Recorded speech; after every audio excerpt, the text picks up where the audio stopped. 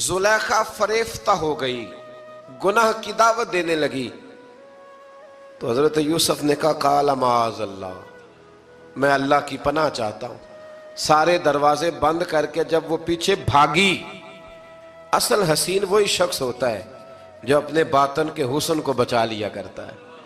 جو سوداگری کرنے لگے وہ تھوڑا حسین ہوتا ہے۔ حضرت یوسف علیہ السلام جب بھاگے تو اس نے پیچھے سے پکڑ کے کرتا کھینچا، کرتا پھٹ گیا۔ ابھی آپ دروازے تک پہنچے تھے، عزیز مصر خود آ گیا۔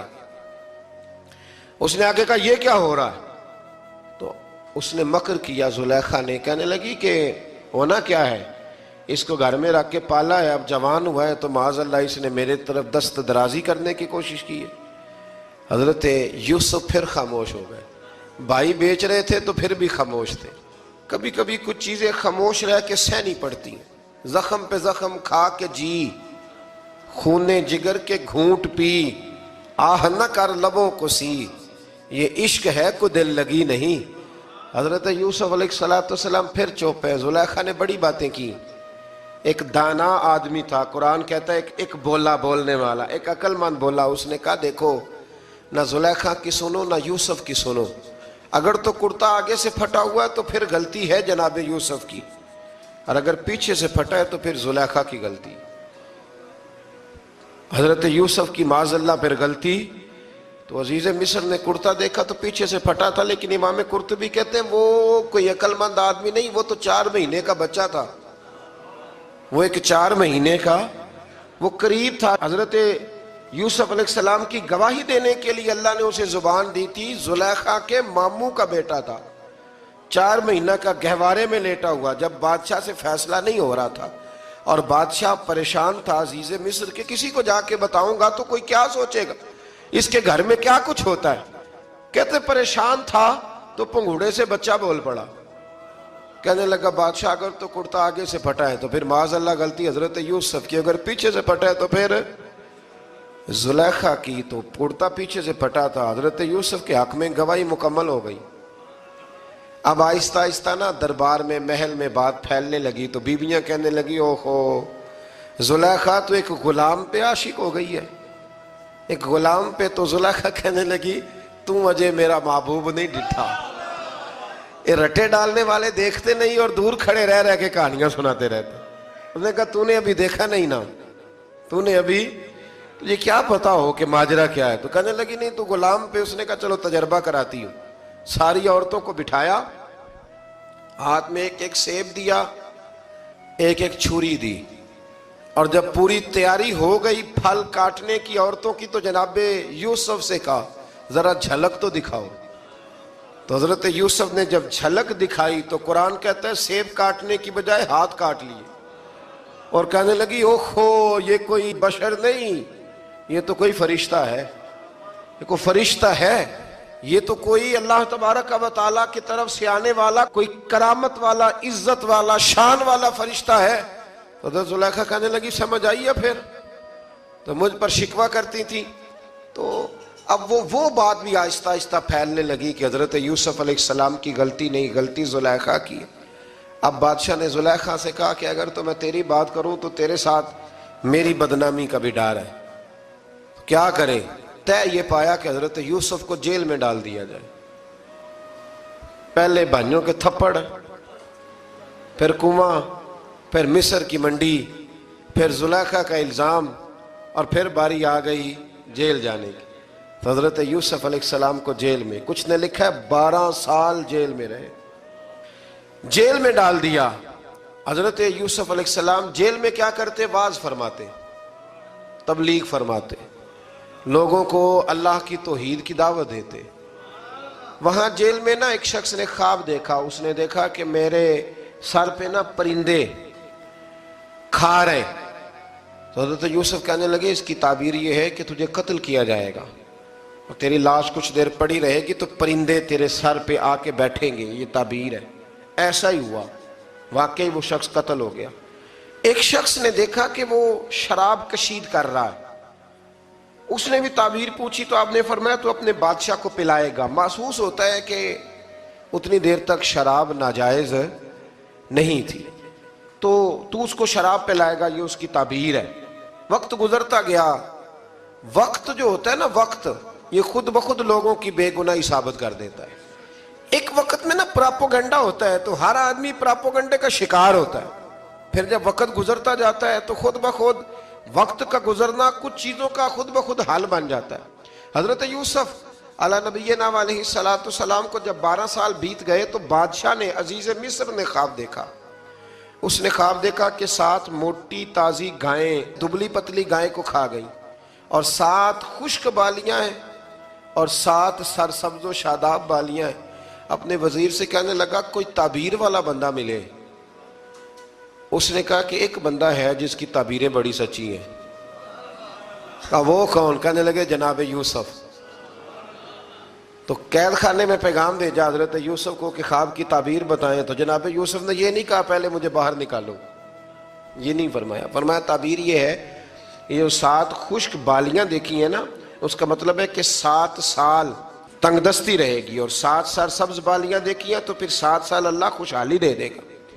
اور فرمایا یہ جو تم نے گائیں دیکھی ہیں موٹی تازی وہ کھا گئیں، فرمایا اس کی تعبیر یہ ہے کہ کوشش کرنا کہ جو تمہارے پاس دن یہ چل رہے ہیں جن میں سرسبز و شاداب ہے کھیتیاں، تو 7 سالوں کے لیے اناج جمع کر لینا، بالیوں کے اندر ہی رہنے دینا، باہر نہ نکالنا. اور پھر اگلے جو خشک سال ہوں گے نا، وہ یہ جو جمع پونجی کی ہوگی نا، اس کی برکت سے وہ 7 سال آسانی سے. اس پر ہمارے مفسرین نے لکھا ہے، اس آیت پر صوفیاء اور بزرگ تو کہتے ہیں نا سارا اللہ کے راستے میں دے دو، یہ بھی بات اچھی ہے، لیکن اگر کوئی اپنے بچوں کے لیے آنے والے وقت کے لیے کچھ چیزیں سنبھال کے رکھے تو یہ بھی سورہ یوسف سے ثابت ہے. یہ بھی سورہ یوسف سے، تو یہ بھی کوئی ایسا فعل نہیں ہے جس پر کوئی شخص تنقید کر سکے. عام دام برسر مطلب حضرت یوسف نے جب تعبیر بتائی تو بادشاہ کہنے لگا کہ انہیں باہر نکالو. آپ فرمانے لگے میں نہیں نکلتا بھائی، نہیں نکلتا میں جیل سے، یہی ٹھیک ہوں میں. آپ کیوں نہیں نکلتے؟ کہنے لگے پہلے اعلان کر کے لوگوں کو بتا کہ میں بے قصور ہوں. وہ جو تو نے پراپوگنڈا کیا نا اپنے منہ سے اعلان کر. اس نے جناب زلیخا کو بلایا، ان عورتوں کو بلایا، وہ عورتیں ساری سامنے آئیں، انہوں نے گواہی دی کہ یوسف تو بے گناہ ہے. پر سال کتنے لگ گئے؟ اللہ اکبر، 12 سال لگ گئے. یقین کریں کچھ لوگوں کو یہ ثابت کرنے میں نا کہ میں ٹھیک ہوں زندگی بیت جاتی، اور میں تمہارا خیر کا ہوں زندگی بیت جاتی ہے. لوگوں کو ہوش تب آتی ہے جب مزار پر چادر ڈالنے کا ٹائم آ جاتا ہے، ہوش تب آتی ہے، لیکن پھر ہوش کا کوئی فائدہ. 12 سال کے بعد بادشاہ نے ان کو بلایا اور کہنے لگا کہ یہ جو خواب میں نے آپ کو سنایا اب کرنا کیا ہے؟ تو حضرت یوسف کہنے لگے تم سے کچھ بھی نہیں ہوگا، اگر کچھ کرنا ہے تو پھر یہ خزانے کی ذمہ داری میری لگاؤ. اگر کوئی قابل آدمی ہو تو وہ آگے بڑھ کے بات کر سکتا ہے. یہاں ہر بندہ ہی آگے بڑھ کے کہتا ہے مجھے دے دو ڈیوٹی، لیکن قابل ہو تو وہ آگے بڑھ کے بات کرے اور سمجھے کہ میرے علاوہ کسی کے لیے مشکل ہے تو پھر وہ آگے بڑھے. حضرت یوسف نے جب کہا تو انہوں نے آپ کو وزیر خزانہ بنا دیا. پھر ایک وقت آیا کہ وہ عزیز مصر ہی بن گئے. قحط پڑ گیا، جب مصر میں قحط پڑا تو دائیں بائیں بھی قحط پڑا. کنعان کے آپ رہنے والے تھے، وہاں بھی قحط پڑا. حضرت یعقوب بیٹے کی یاد میں رو رو کے تو آنکھوں کی بینائی چلی گئی. اور یارو باپ بھی بڑا ہی پیار کرتا ہے، بڑا ہی پیار کرتا ہے، بڑا ہی.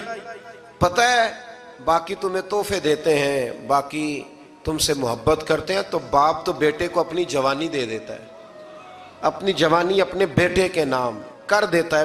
باپ بھی بڑا ہی پیار کرتا ہے. سنگیو کوئی نہیں تول سکتا. بچے ایسے گھوم رہے ہوتے ہیں نا ابا جی کے سامنے تو ان کا اٹھنا بیٹھنا چلنا ہی بڑا پیارا لگتا ہے، کہاں آنا جانا ہی بڑا پیارا لگتا ہے. باپ کا تو قد روز اونچا ہوتا ہے کہ اللہ نے مجھے لال عطا فرمائے. حضرت یعقوب کی آنکھوں کی بینائی چلی گئی رو رو کے. بھائی حضرت یوسف کے جب قحط پڑا تو انہیں پتا چلا کہ ایک واحد شہر مصر ہے جہاں گندم سٹاک ہے، کیونکہ حضرت یوسف کو پتا تھا، خواب بادشاہ دیکھ چکا تھا. تو آپ نے مال 7 سالوں کے لیے جمع کر لیا. اب بھائی آئے، اللہ اکبر، دشمن سامنے نظر آئے، مخالف حاسد، تو پھر انسان ٹھہرا رہے اور انسان کمزور نہ ہو، طاقتور ہو. اتنا طاقتور ہو کہ حکمران ہی بن گیا ہو. ذرا نبیوں کے حوصلے بھی دیکھنا.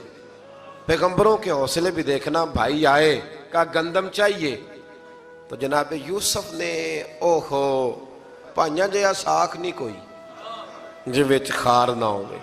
हाँ, और मियाँ साहब फरमाया करते थे भाई भाइयां दियां बावां होंदे ते भाई भाइयां दे वैरी। भाई जैसे ही दाखिल हुए तो जनाब यूसुफ की आंखें बाहर आई, रो पड़े, ओ मेरे भाई आ गया, रो पड़े।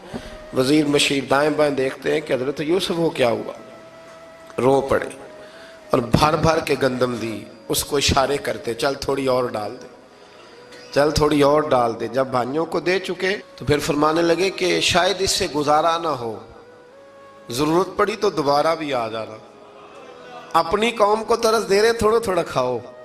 उन भाइयों को कहते हैं जरूरत पड़ी ना, आ जाना दोबारा। और कहने लगे तुम्हारा एक और भाई भी है।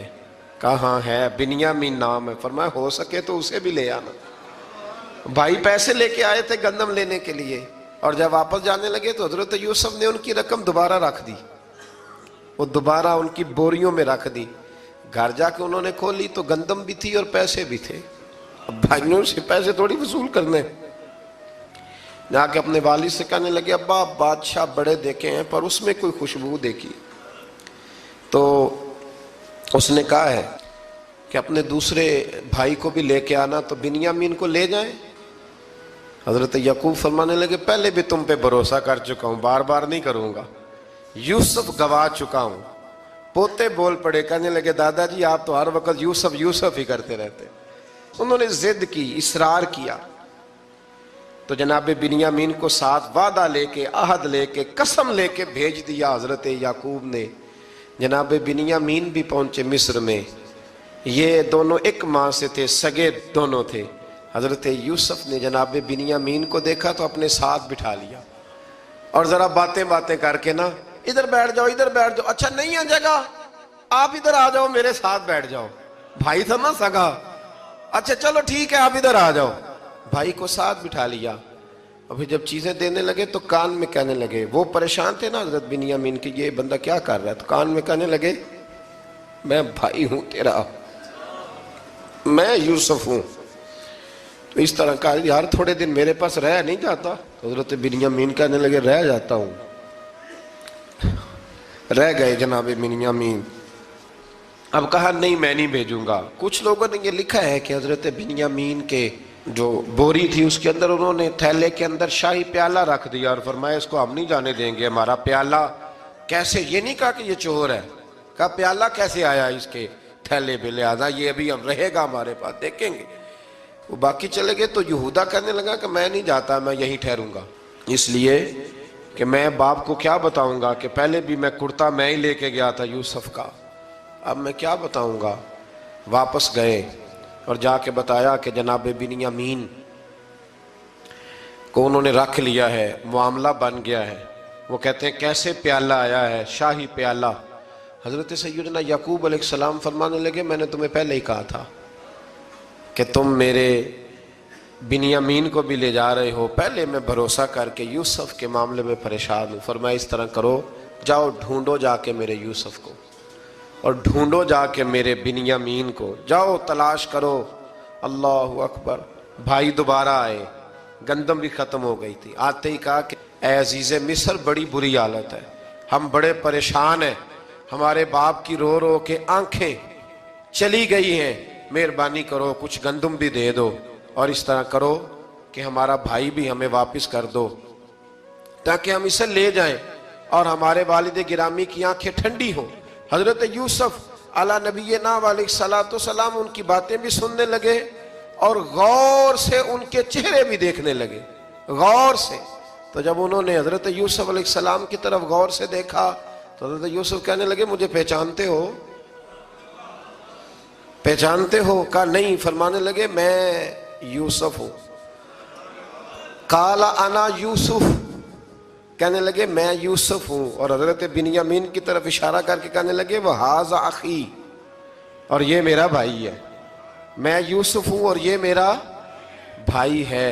और फरमाने लगे अल्लाह ने हम पर एहसान किया है और जो तकवा इख्तियार करता है और सब्र करता है अल्लाह ताला उस नेक के अजर को कभी ज़ाया یہ نہیں فرمایا میں نے بڑے تقوی کی پرہیزگاری کی تو بچ گیا، فرمایا جو بھی تقوی اختیار کرے گا، جو بھی صبر کرے گا، اللہ اس نیک کے اجر کو کبھی ضائع نہیں کرے گا۔ پھر فرمانے لگے جاؤ آج تم پر کوئی گناہ نہیں، جاؤ ایک دم ہی اسی وقت ہی فرمایا جاؤ میں نے تمہیں معاف کیا، جاؤ میں نے تمہیں معاف کیا۔ اور فرمانے لگے میری دعا ہے کہ میرا رب بھی تمہیں معاف کر دے۔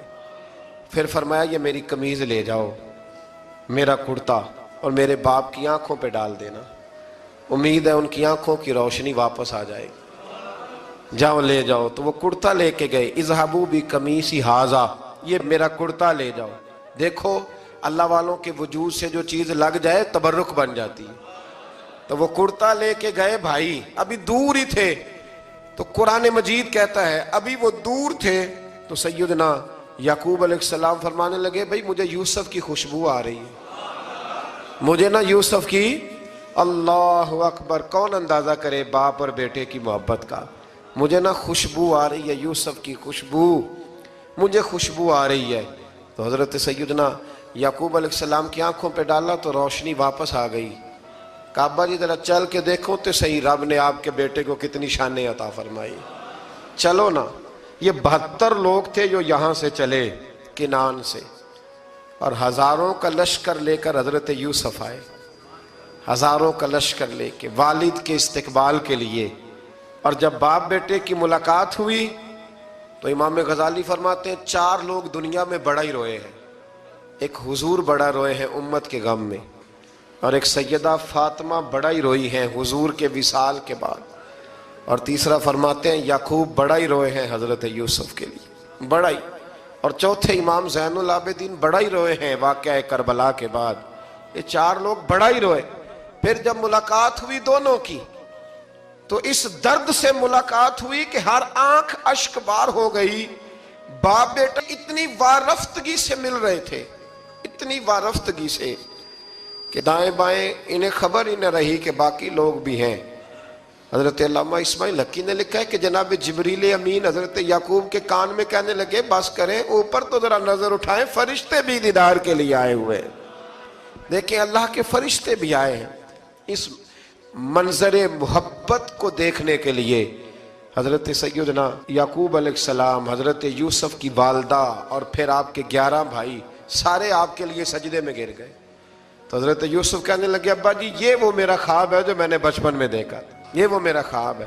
حضرت سیدنا یعقوب علیہ السلام پھر کم و بیش لگ بھگ 23 سال، کچھ نے لکھا ہے 40 سال مصر میں رہے، اور جب وصال ہونے لگا تو حضرت یوسف سے فرمانے لگے بیٹا مجھے یہاں دفن نہ کرنا، مجھے وہیں لے جانا جہاں میرے والد دفن ہے۔ وہاں جا کے وہ دفن ہوئے۔ حضرت یوسف علیہ السلام نے پھر سالوں حکومت کی مصر پر، پھر وہیں ان کی تدفین ہوئی، اور جب تدفین ہوئی تو اختلاف ہو گیا، ہر قبیلہ کہتا تھا ہم نے اپنی طرف یوسف کو دفن کرنا ہے، اس لیے کہ جس طرف ان کو دفن کریں گے خوشحالیاں ہوں گی۔ پھر فیصلہ ہوا کہ سنگ مرمر کے تابوت میں رکھ کے حضرت یوسف کو دفن کیا جائے، اور دفن کرنے کے بعد ایسی جگہ پہ دفن کیا جائے جہاں سے پانی چھو کے گزرتا ہے۔ تو ان کو وہاں دفن کیا گیا، پانی چھو کے گزرتا تھا، لوگ کھیتیوں کو لگاتے تھے اور مصر سرسبز و شاداب رہتا تھا۔